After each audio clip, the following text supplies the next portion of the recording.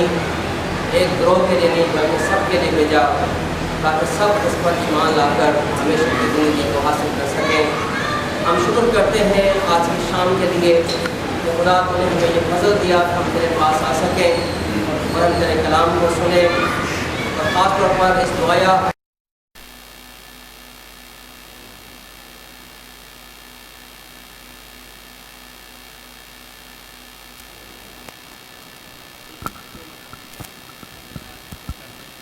ہمارے یسوع مسیح کے وسیلے سے آمین۔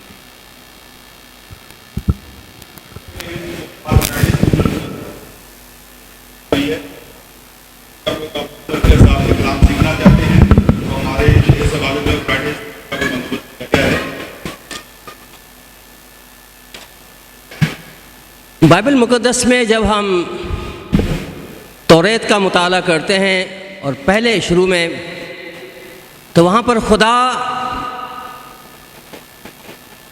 یہ حکم دیتا ہے کہ تو اپنے بچوں کو یہ باتیں سکھانا، اور وہ کہتا ہے کہ یہ باتیں تو اس لیے سکھانا تاکہ یہ ان کے دلوں میں، ذہنوں میں، سوچ میں ہر وقت جہاں کہیں آتے جاتے ہیں نقش رہیں۔ اور ساتھ میں یہ بھی کہا گیا ہے کہ وہ اٹھتے، بیٹھتے، لیٹتے، جاگتے، سوتے، چلتے پھرتے تم ان باتوں کا ذکر کیا کرنا۔ خدا نے جب اس دنیا کو بنایا اور تخلیق کیا، ہم اس ساری کہانی کی طرف ابھی نہیں جائیں گے، لیکن ایک خاص بات جس کا آج کی شام ہم ذکر کر رہے ہیں کہ حزقیل کی کتاب کے 36ویں باب میں لکھا ہے کہ خدا یوں فرماتا ہے کہ بنی اسرائیل تمہاری خاطر نہیں بلکہ اپنے مقدس نام کی خاطر، جس کو بنی اسرائیل نے ان قوموں کے درمیان جہاں وہ گئے تھے ناپاک کیا، جس کو تم نے ان کے درمیان ناپاک کیا تھا، تقدیس کروں گا، اور جب ان کی آنکھوں کے سامنے تم سے میری تقدیس ہوگی تب قومیں جانیں گی کہ میں خداوند ہوں، خدا فرماتا ہے۔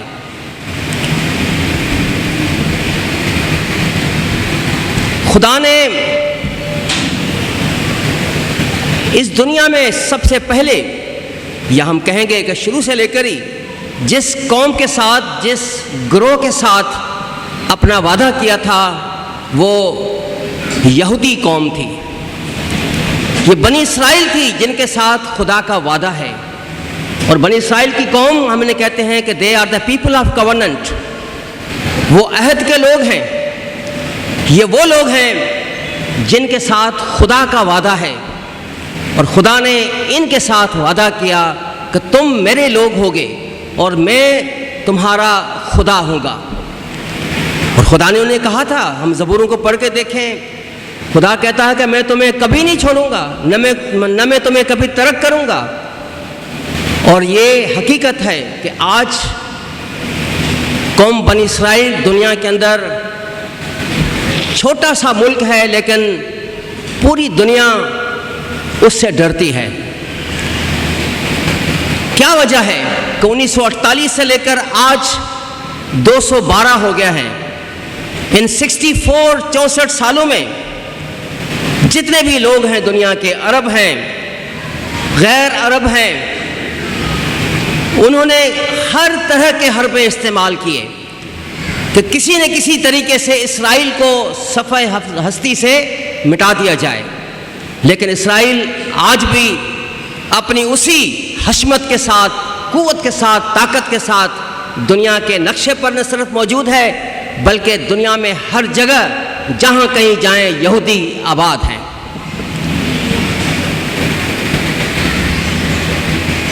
بنی اسرائیل قوم بحیثیت ایک قوم کے، یہ خدا کی امت ہے، یہ تمام قوموں سے زیادہ ہم کہہ سکتے ہیں کہ شاید راست باز قوم ہے، متقی قوم ہے۔ کیا یہ بات درست ہے؟ شاید ایسا 100% درست نہیں ہے۔ خدا اپنے قدوس نام کی خاطر جسے قوم بنی اسرائیل نے قوموں کے آگے ناپاک کیا، وہ سب کچھ کرتا ہے۔ اس کی تفصیل حزقیل کی کتاب کے اندر ہم پڑھ سکتے ہیں۔ اور پھر خدا نے ان کے ساتھ وعدہ بھی کیا کہ میں تم کو ان قوموں میں سے نکال لوں گا اور تمام ملکوں میں سے فراہم کروں گا اور تم کو تمہارے وطن میں واپس لاؤں گا، تم پر صاف پانی چھڑکوں گا اور تم پاک صاف ہوگے، اور تم کو تمہاری تمام گندگی سے اور تمہاری سب بتوں سے میں تم کو پاک کروں گا، میں تم کو نیا دل بخشوں گا، نئی روح تمہارے باطن میں ڈالوں گا، تمہارے جسم میں سے سنگین دل کو نکال ڈالوں گا اور گوشتین دل میں تم کو عطا کروں گا، اپنی روح تمہارے باطن میں ڈالوں گا اور تم سے اپنے آئین کی پیروی کراؤں گا اور تم میرے احکام پر عمل کرو گے اور ان کو بجا لاؤ گے۔ یہ مختلف اور وعدے تھے جو خدا نے اپنی اس قوم کے ساتھ کیے، اور جب ہم ان باتوں کو سامنے یاد رکھتے ہیں کہ جب ہم یہ پریئر ویک سیلیبریٹ کر رہے ہیں تو ہمارے سامنے آیت ہے کہ یروشلم کی سلامتی کے لیے دعا کرو، جو تجھ سے محبت رکھتے ہیں اقبال مند ہوں گے۔ زبور 122 چھٹی آیت، یروشلم کی سلامتی کے لیے دعا کرو اور جو تم سے محبت رکھتے ہیں، یعنی کہ اس شہر کے ساتھ، ان کے لیے خدا نے برکت کا وعدہ کیا ہے۔ جب ہم بنی اسرائیل قوم کے لیے دعا کرتے ہیں تو ہماری سوچ کیا ہے؟ کیا سوچتے ہیں ہم؟ بنی اسرائیل کے لیے دعا کریں یا نہیں کریں؟ ہم تو یہ کہتے ہیں کہ ہاں، ہمیں ہر ایک کے لیے دعا کرنی چاہیے، چاہے کوئی بھی ہو ہم اس کے لیے دعا کریں، لیکن بنی اسرائیل قوم کے لیے ہم کیوں خاص دعا کریں؟ کیا ہم یہ دعا اس لیے کرتے ہیں کہ عرب یا مسلمان ممالک جو ہیں وہ ہم سے نفرت کرتے ہیں اور وہ ان سے بھی نفرت کرتے ہیں، اس لیے ہم ان کے لیے دعا کریں؟ شاید نہیں۔ ذرا سا اور آگے چلتے ہیں۔ ہم ایماندار ہیں، ہم مسیح یسوع کے پیروکار ہیں، ہم اس کے پرستار ہیں، ہم اس کی پرستش کرتے ہیں، ہم آج کے اس صدی کے دور کے ہم اچھے مبشر ہیں، ایونجلسٹ ہیں، پیغامبر ہیں، قوموں کا مستقبل ہماری سوچ اور ہماری رویا پر منحصر ہے۔ اگر لوکا کی انجیل کے 24 باب کے اندر ہم جب جاتے ہیں تو وہاں پر 24 باب کے آخر میں 45ویں آیت کے اندر ہے، خداوند یسوع مسیح جب ان کے ساتھ راستے میں تھا، ان پر ظاہر ہوا، اور پھر خداوند یسوع مسیح ان سے کہتا ہے کہ پھر اس نے ان کا ذہن کھولا تاکہ کتاب مقدس کو سمجھیں، اور پھر یسوع نے بتاتا ہے کہ مسیح دکھ اٹھائے گا اور تیسرے دن مردوں میں سے جی اٹھے گا، اور یروشلم سے شروع کر کے سب قوموں میں توبہ اور گناہ کی منادی کی معافی کی منادی اس کے نام سے کی جائے گی۔ تم ان باتوں کے گواہ ہو، تم ان باتوں کے گواہ ہو۔ یہ تم کون ہیں؟ یہ تم صرف اس وقت کے وہ شاگرد نہیں تھے، بلکہ اس تم کے اندر آج میں اور آپ ہم سب شامل ہیں۔ ہم سب ان باتوں کے گواہ ہیں۔ کتاب مقدس ہمیں جو کچھ سکھاتی ہے، ہمیں اس پر پورے طور پر عمل کرنے کی ضرورت ہے، جاننے کی ضرورت ہے۔ کلام مقدس کو اگر ہم پڑھتے جائیں تو وہاں پر ہم سنتے ہیں کہ خداوند کے گھر کا پہاڑوں کی چوٹی پر قائم کیا جائے گا اور ٹیلوں سے بلند ہوگا اور سب قومیں وہاں پہنچیں گی۔ یہ خدا کا وعدہ ہے۔ لکھا ہے کہ بہت سی امتیں آئیں گی اور وہ یہ کہیں گی کہ آؤ خداوند کے پہاڑ پر چڑھیں، یعنی یعقوب کے خدا کے گھر میں داخل ہوں، اور وہ ہمیں اپنی راہیں ہم کو بتائے گا اور ہم اس کے راستوں پر چلیں گے۔ گائے اور ریچھنی مل کر چریں گی، ان کے بچے اکٹھے بیٹھیں گے، شیر ببر بیل کی طرح بھوسا کھائے گا، دودھ پیتا بچہ سانپ کے بل کے پاس کھیلے گا، وہ جس کا دودھ چھڑایا گیا ہو افعی کے بل پہ ہاتھ ڈالے گا۔ ہم ان باتوں کو بائبل مقدس کے اندر پڑھتے ہیں، لیکن ہم شاید ذہن سے ان باتوں کو جلدی نکال بھی دیتے ہیں اور ہم سوچتے ہیں کہ نہ جانے یہ کب ہوگا۔ جی، یہ کوئی نہیں جانتا کب ہوگا، لیکن ہوگا، ضرور ہوگا۔ یاد رکھیں کہ خدا نے، میں نے جیسے شروع میں کہا کہ اپنا وعدہ، اپنی برکت قوم بنی اسرائیل کو دی۔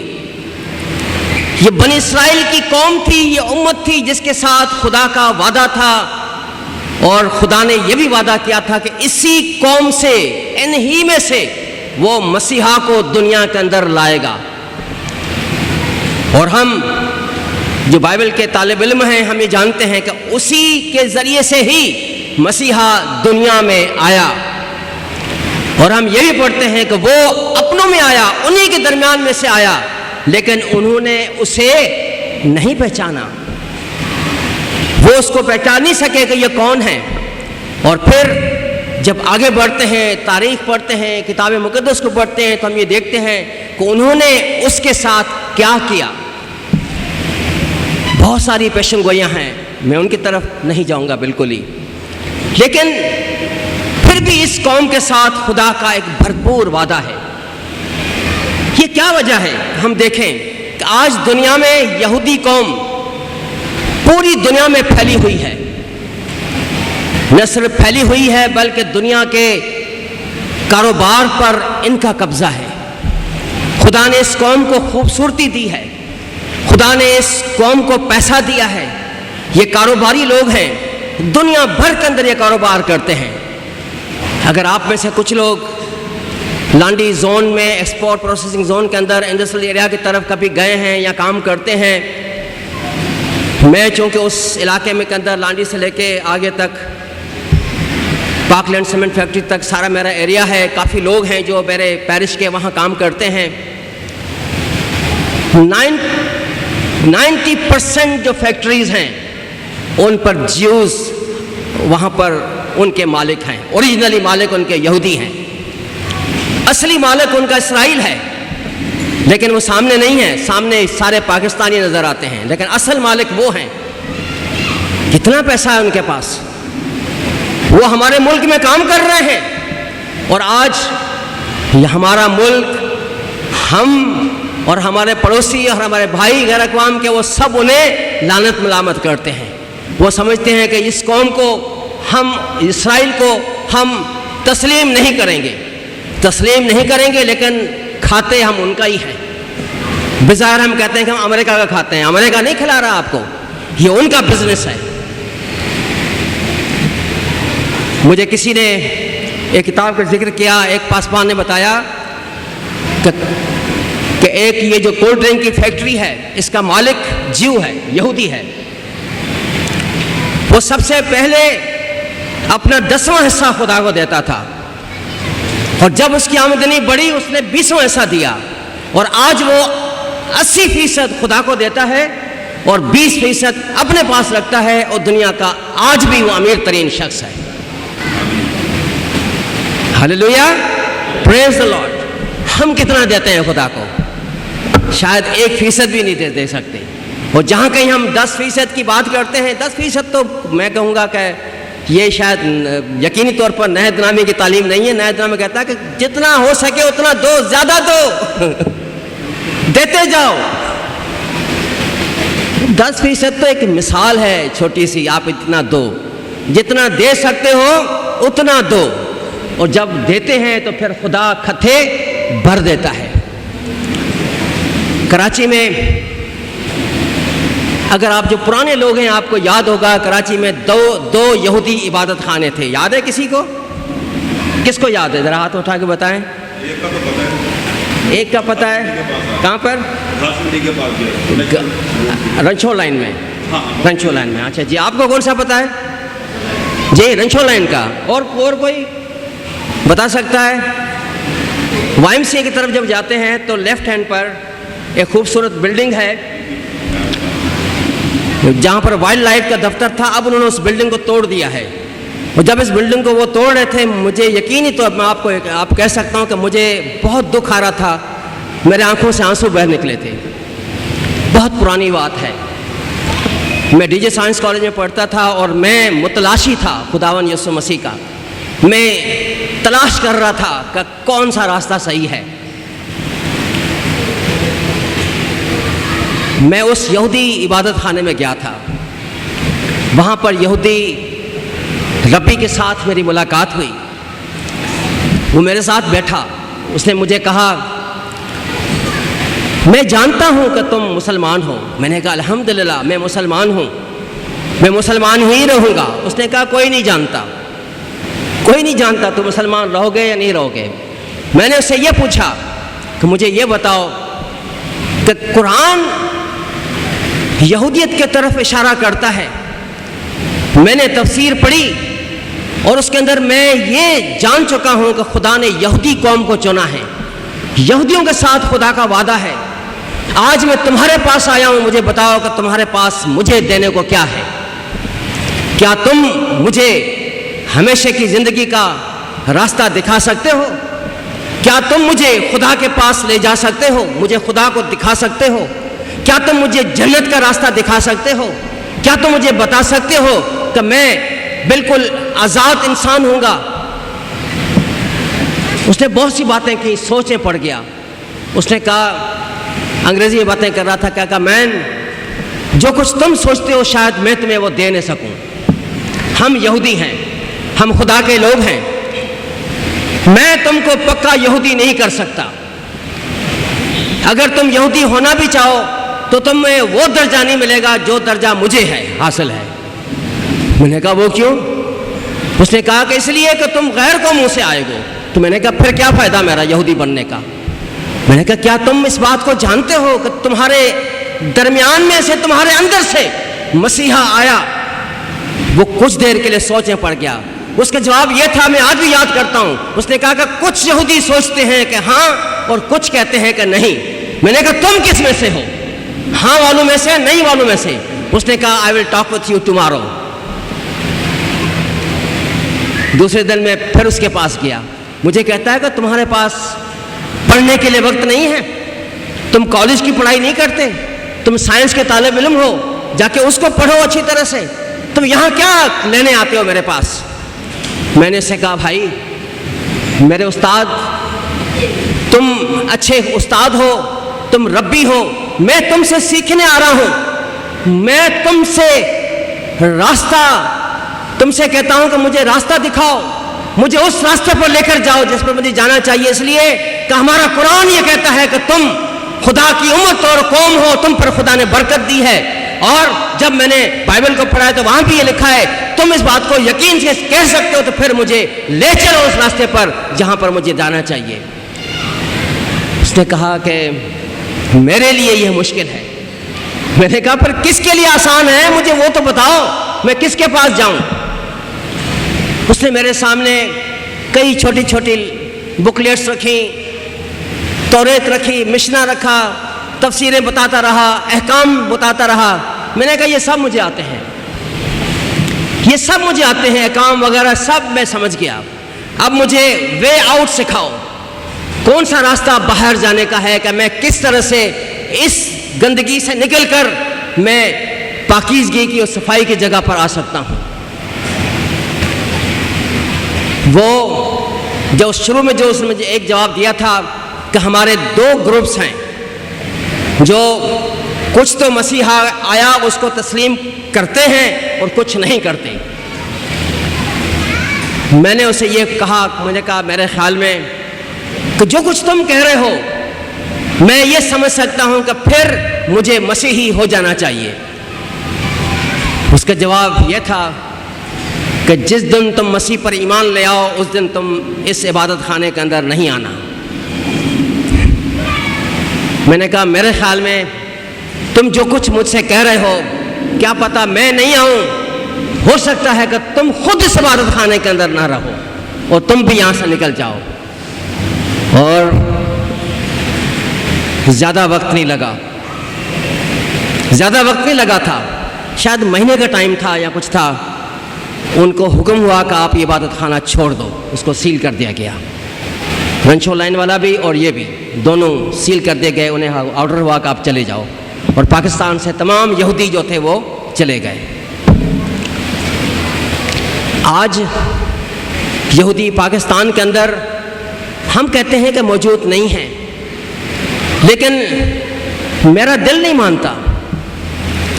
میں کئی ایک غیر ملکیوں سے ملا ہوں, مجھے شک ہے کہ وہ یہودی ہیں، ڈاؤٹ ہے مجھے، اس لیے کہ وہ یہاں کاروبار کرتے ہیں، کام کرتے ہیں، بزنس مین ہیں، یہاں پر وہ بڑے اچھے ہیں۔ یہودی قوم کو خدا نے پیسہ دیا ہے، دولت دی ہے، عزت دی ہے، اور انہیں خوبصورتی بھی دی ہے۔ یہودی قوم کے اندر انتہائی خوبصورتی آپ کو نظر آئے گی۔ جب میں کچھ جگہوں پر گیا ہوں جہاں پر میں یہودی عبادت خانوں کے اندر وہاں بھی گیا ہوں، ان کو دیکھا ہے، سچ ہے کہ خوبصورت لوگ ہیں وہ، لیکن یہ کب خداوند یسوع مسیح پر ایمان لے کر آئیں گے ہم نہیں جانتے۔ پولس رسول روم کی کلیسیا کو لکھتے ہیں کہ قوم بنی اسرائیل نے ایسی ٹھوکر کھائی کہ گر پڑی، ان کی لغزش سے غیر قوموں کو نجات ملی تاکہ انہیں غیرت آئے، اور یہ سچ ہے۔ یہودی قوم کے رویے کی وجہ سے ہی پولس رسول باہر نکلا، غیر اقوام میں گیا، وہ میرے پاس آیا، آپ کے پاس آیا، آپ کے پاس، میرے پاس، ہم سب کے پاس خدا کا وہ کلام پہنچا جس کے نتیجے میں ہم نے خداوند کو اپنا نجات دہندہ اور شافی اور منجی ہم نے قبول کر لیا۔ کیا ہمارے لیے یہ ضروری نہیں کہ ہم مسیحوں کے لیے بھی دعا کریں، اپنے لیے دعا کریں، اس بار جو میجورٹی ہماری کمیونٹی ہے اس کے لیے بھی دعا کریں، تاکہ سب کی روحانی آنکھیں کھل جائیں، تاکہ بنی اسرائیل کے لیے ہم دعا کر سکیں، یہودیوں کے لیے دعا کر سکیں، یروشلم کے لیے دعا کر سکیں، تاکہ ان کی دل کی سختی ختم ہو جائے۔ اور یاد رکھیں کہ وہ دن آنا ہے جب یہ سب کے سب لوگ لوٹ کر خداوند یسوع مسیح کے پاس آئیں گے، اسے اپنا منجی اور شافی اور مسیحا وہ اسے قبول کریں گے۔ وہ دن ضرور آنے والا ہے۔ چرچ کا یہ خیال ہے کہ خدا نے قوم بنی اسرائیل کو رد کر دیا ہے، وعدوں سے خارج کر دیا ہے، اور خدا نے کلیسیا کو بنی اسرائیل کی جگہ پر عزت بخشی ہے، اسے افضل بنایا ہے، اسے مقرر کیا ہے، اور اب اسرائیل کا خدا میں کوئی بھی حصہ یا بخرا نہیں ہے۔ کیا آپ اس بات کو مانتے ہیں کہ اسرائیل کا کوئی حصہ نہیں خدا کے اس کی نجات کے معاملے کے اندر؟ اگر نہیں ہے تو پھر وہ گریٹ کمانڈمنٹ کہاں گئی، اور پھر وہ گریٹ کمیشن کہاں گیا؟ دونوں کی بات کرتا ہوں میں، محبت کی بات بھی اور اس بڑی عظیم خدمت کی بات کی بھی کہ تم بس جاؤ، تمام اقوام کے اندر جاؤ اور جا کر انہیں خداوند یسوع مسیح کے نام کی خوشخبری سناؤ۔ وہ پھر کہاں چلا گیا وہ گریٹ کمیشن؟ یقینی طور پر ان کے پاس بھی جانا ہے ہم نے، اور ان کے پاس لوگ جاتے ہیں، اور آج دنیا کے اندر جہاں کہیں یہودی آباد ہیں ان کے درمیان میں مسیحی لوگ کام کرتے ہیں اور انہیں خداوند یسوع مسیح کے پاس لے کر آتے ہیں۔ میرے انٹرنیٹ پر 2 یہودی دوست ہیں جو کہ یہودی تھے اور اب وہ مسیحی ہو چکے ہیں۔ وہ مجھے کافی ساری باتیں اس طرح بتاتے ہیں، وہ کہتے ہیں کہ ہم رجوع لے کر آئے ہیں، اور ہمارے اور بھی دوست ہیں جو راستے میں ہیں اور وہ بھی خداوند یسوع مسیح کو ضرور قبول کریں گے۔ مسلمان حضرات یہ کہتے ہیں کہ قبلہ اول یعنی کہ تبدیلی کے بعد اب اقوام عالم کی ساری لیڈرشپ جو ہے وہ مسلمانوں کو مل گئی ہے، اور قوم بنی اسرائیل کو خدا نے غضب، ذلالت، خجالت کے سپرد کر دیا ہے۔ لیکن اگر رومیو کی کتاب پڑھیں تو وہاں پر ہمیں اس کا جواب نفی کے اندر ملے گا۔ اے بھائیوں، کہیں ایسا نہ ہو کہ تم اپنے آپ کو عقل مند سمجھو، اس لیے میں نہیں چاہتا کہ تم اس بھید سے ناواقف رہو کہ اسرائیل کا ایک حصہ سخت ہو گیا ہے، سارا نہیں، اسرائیل کا ایک حصہ سخت ہو گیا ہے، اور جب تک غیر قومیں پوری داخل نہ ہو ایسا ہی رہے گا، اور اس صورت سے تمام اسرائیل نجات پائے گا۔ چنانچہ لکھا ہے کہ چھڑانے والا سیون میں سے نکلے گا اور بے دینی کو یعقوب سے دفع کرے گا، اور ان کے ساتھ میرا یہ عہد ہوگا جب میں ان کے گناہوں کو دور کروں گا۔ پولس رسول روم کی کلیسیا کے غیر یہودی ایمانداروں کو لکھتا ہے کہ قوم بنی اسرائیل زیتون کا روغن دار پودا ہے، لیکن بے ایمانی کی وجہ سے ان کی کچھ ڈالیاں اس پودے سے توڑ ڈالی گئی ہیں، اور غیر اقوام جو جنگلی زیتون کا پودا تھی ان کو خدا نے ان ڈالیوں کی جگہ پر پیوند کر دیا ہے۔ پولس رسول خبردار کر کے لکھتے ہیں کہ اب تم ان ڈالیوں کے مقابلے میں جو توڑی گئی ہیں جن کی جگہ تم پیوند ہوئے ہو فخر نہ کرو، کیونکہ تم جڑ نہیں ہو بلکہ جڑ تمہیں سنبھالتی ہے۔ بس مغرور نہ ہو بلکہ خوف کرو، کیونکہ جب خدا نے اصلی ڈالیوں کو نہ چھوڑا تو تجھ کو بھی نہ چھوڑے گا۔ بس خدا کی مہربانی اور سختی کو دیکھ کر ان پر جو گر گئے، اور خدا کی مہربانی تجھ پر بشرطے کہ تو اس مہربانی پر قائم رہے، ورنہ تو بھی کاٹ ڈالا جائے گا۔ ہمارے لیے یہ اہم سبق ہے کہ ہم یروشلم کے لیے، قوم بنی اسرائیل کے لیے، یہودیوں کے لیے دعا کرتے رہیں۔ یوم حاتزاماوت اسرائیل کا آزادی کا دن ہے۔ یہ ہر سال عبرانی کیلنڈر کے 5ویں مہینے کی 14 تاریخ کو منایا جاتا ہے۔ اسرائیل 1948 میں 14 مئی ہم کہہ سکتے ہیں کہ تب معرض وجود میں آیا، اور پھر بنی اسرائیل میں آج بھی یہ دن جب منایا جاتا ہے تو یہ 2 دن ایک ساتھ مناتے ہیں، ایک یوم حاتزاماوت اور پھر یوم حازی کارون۔ پہلا دن آزادی کا دن کے نام سے، اور دوسرا ان سپاہیوں، ان لوگوں کے نام سے جو یہودی قوم کے لیے، اسرائیل کے لیے جنہوں نے جنگ لڑی اور قربان ہوئے تھے۔ اس لیے کہ جب آزادی کا اعلان ہوا تھا تو بہت سے یہودیوں کو مار ڈالا گیا تھا۔